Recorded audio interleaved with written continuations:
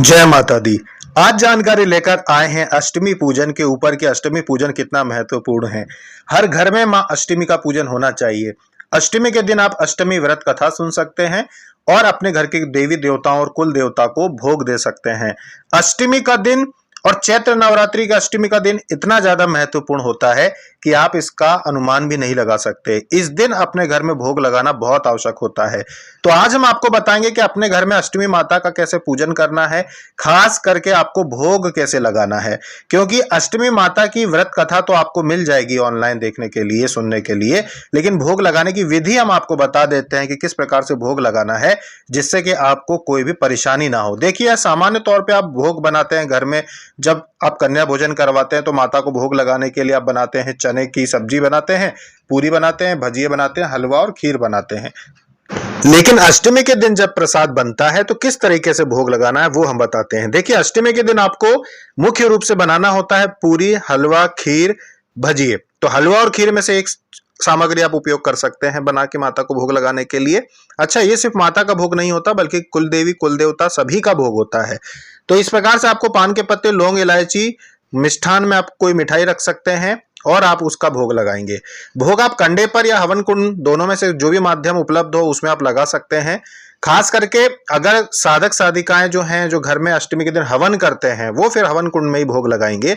अपना साधारण हवन करने के बाद जो आपकी हम आहुतियां बताते हैं, 20-21 आहुतियां, उनको देने के बाद फिर आपको भोग लगाना होता है। यहाँ पे हम अग्नि प्रज्वलित कर रहे हैं और साथ में हवन कुंड जो है उसका पूजन करके फिर हम यहाँ पर भोग लगाएंगे।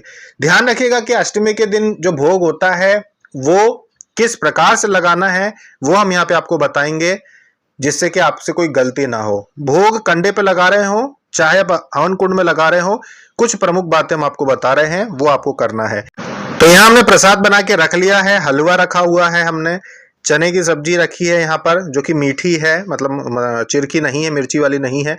पूरी बनाई हुई है और भजिए बनाए हुए हैं जो कि बेसन और दाल के हैं, लेकिन नमक नहीं है उनमें किसी प्रकार का। हलवा लेंगे हम थोड़ा सा भोग लगाने के लिए, थोड़ा सा हलवा लेंगे, उसमें घी मिलाएंगे और उसको रख लेंगे। सबसे पहले आपको हवन कुंड में 5 आहुतियां देनी है घी की। इस प्रकार से आप दे सकते हैं, जैसे आप माला जाप करते हैं वैसे ही आपको उसी प्रकार से आपको घी की 5 आहुतियां देना है। पहले 5 आहुतियां देने के बाद आप अपने, अगर साधारण हवन कर रहे हो जो हमने आपको बताया है, तो आप हवन कर लीजिए और हवन करने के बाद फिर माता को पूर्णाहुति के समय पे आप ये सारा भोग एक बार में दे सकते हैं। पान का पत्ता लेंगे हम, उस पर 2 लौंग, 2 इलायची। सबसे पहले आप इसे हवन कुंड में भोग के रूप में चढ़ाएंगे। ध्यान रखिएगा कि सभी देवी देवताओं के लिए होता है, तो इसमें आपको सुपारी भी रख लीजिए, साथ में आप कमलगट्टा रख लीजिए और इस प्रकार से आप इसे चढ़ा दीजिए। चढ़ाने के बाद में आपको पान का पत्ता इसमें से निकाल कर बाहर कर देना है। सिर्फ ये चढ़ाने के लिए इस प्रकार से आपको एक बार चढ़ाना होता है।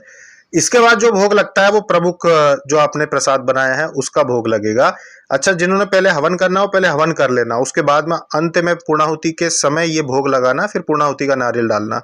तो इस प्रकार से आपको करना है कि आप पहले तो ये भोग लगा दीजिए। आप पान, सुपारी, इलायची, लौंग और कमलगट्टा रख के उसमें आप लगा दीजिए। ये जो हवन होता है अष्टमी का, नवरात्रि वाली अष्टमी का, इस हवन में आपको एक ऋतु फल यानी कि जो भी मौसमी फल होता है उसके भी भोग लगते हैं, लेकिन क्योंकि समय की कमी के कारण हम आपको उतना लंबा नहीं बता पाएंगे, अन्यथा इसमें 3 से 4 अलग अलग प्रकार के हवन आहुतियाँ होती हैं, जिसमें बेलपत्र की आहुति होती है, फल की आहुति होती है, बहुत प्रकार से होती है, लेकिन हम आपको साधारण तरीके से बता देंगे सिर्फ एक फल से, जिससे कि आप समझ सकें। तो इस प्रकार से हवन करने के बाद यहाँ पे माँ अष्टमी से प्रार्थना करेंगे कि हमारे भोग को स्वीकार करें, सभी देवी देवता घर के भोग को स्वीकार करें। घी, पूरी और जो ये आपने प्रसाद बनाया, पका हुआ प्रसाद कहा जाता है, जिसे भी तल के बनाया जाता है, इसे आप मिला लें आपस में। इसमें चना दाल, चने की जो सब्जी है इसको नहीं मिलाया जाता, सिर्फ पूरी और आपकी जो भी मिष्ठान है उनको आप मिला लेते हैं और फिर उनकी आहुतियाँ, 2 आहुतियाँ आपको देनी होती है सभी देवी देवताओं के नाम से।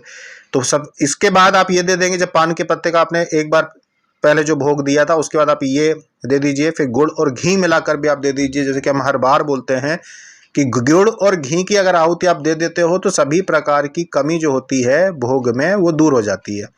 तो गुड़ और घी की आहुति भी देना चाहिए। इस प्रकार से प्रसाद को मिला लीजिए, जो कुछ भी आपने बनाया है, मिर्ची वाले प्रसाद को छोड़ के, यानी अगर आपने कोई सब्जी रखी हुई है तो उसको नहीं मिलाना है। मीठा अगर जो भी है आपका तो वो सब मिला लीजिए। आप सभी को इस तरीके से मिलाना है और परिवार के सभी सदस्य देंगे इसको। पहले जो प्रमुख है मुखिया वो दे दें, उसके बाद बच्चे, पत्नी, घर की जो महिलाएं हैं वो भी यहाँ पे आहुतियाँ दे सकती हैं। और आखिरी में अभी हमने एक जो ये पत्ता रखा हुआ है ये पूर्णाहुति के लिए, कि इसमें भोग की पूर्णाहुति, हवन की पूर्णाहुति नहीं, भोग की पूर्णाहुति, कि इसमें हम एक बार में दे देंगे। और एक ऋतुफल यानी कि केले का छोटा सा टुकड़ा, या फिर आपके पास अन्य कोई फल हो तो वो आप मीठे फलों में, खट्टा फल नहीं, मीठे फलों में कुछ हो तो वो आप यहाँ पर आहुति दे सकते हैं उनकी भी। हम यहाँ पे केले का उपयोग कर रहे हैं, आप भी चाहें तो केले का उपयोग कर सकते हैं। यहाँ पे आपको देनी है। ध्यान रखिएगा कि इसमें धुआं बहुत उठेगा, क्योंकि जो आहुतियाँ दी जाएगी उसमें पानी रहता है, इस वजह से धुआं उठेगा। तो हवन होने के बाद उसको बाहर रख दीजिएगा। यह हमने केले की आहुति दी है। अब हम नींबू की आहुति दे रहे हैं। नींबू को सिंदूर लगा रहे हैं, अक्षत लगा रहे हैं, उसके बाद नींबू की आहुति दे रहे हैं हम हमारी कुलदेवी कुलदेवता भैरव जी के नाम से, और सभी प्रकार की नकारात्मक ऊर्जा भस्म हो जाए घर की, इस कामना से। अब जो प्रसाद अपन ने, पक्का प्रसाद है, इसमें हमने नैवेद्य यानी मिठाई भी मिला दी है, सारा एक ही बार में हम इसको हवन कुंड में अर्पित कर देंगे। अब ये अर्पण होने के बाद में आप लोग, अगर पूर्णाहुति का नारियल रखा हुआ है तो पूर्णाहुति का नारियल लेकर और आप फिर पूर्णाहुति कर दीजिएगा यहाँ पे। क्योंकि हमने ये वीडियो सिर्फ दैनिक पूजन के समय बनाया है आपको समझाने के लिए, इसलिए पूर्णाहुति का नारियल हमने यहाँ पे नहीं दिया है, क्योंकि अभी पूर्णाहुति हमारी आज नहीं, जिस दिन होगी उस दिन देंगे। इस प्रकार से पुष्प को भी आप इत्र लगा के और अष्टगंध तिलक करके और फिर आप उसकी भी एक आहुति दे सकते हैं। पूरा विधि विधान से अगर बताएं तो बहुत लंबा हो जाता है, इसलिए पूरा विधि विधान से हम नहीं बता रहे हैं। अन्यथा इसकी पूरी एक पुस्तक होती है जिसमें सब कुछ दिया होता है विस्तार से कि किस किस प्रकार से करना है। तो इस प्रकार से अष्टमी का आपको हवन करना है, जिसमें जो भी भोग प्रसादी आपने बनाई है वो आपको आहुतियाँ देनी होगी और फिर जल घुमा दें। तो इस प्रकार से अष्टमी का छोटा सा आपका हवन होता है भोग प्रसाद देने का।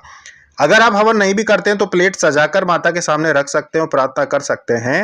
लेकिन अगर आप साधक हैं तो आपको हवन कुंड में ही करना चाहिए, जिससे कि अग्नि के द्वारा ये जो प्रसाद होता है ये देवी देवताओं तक पहुंच जाए। तो ये थी जानकारी अष्टमी के भोग प्रसाद के ऊपर। जय माता दी।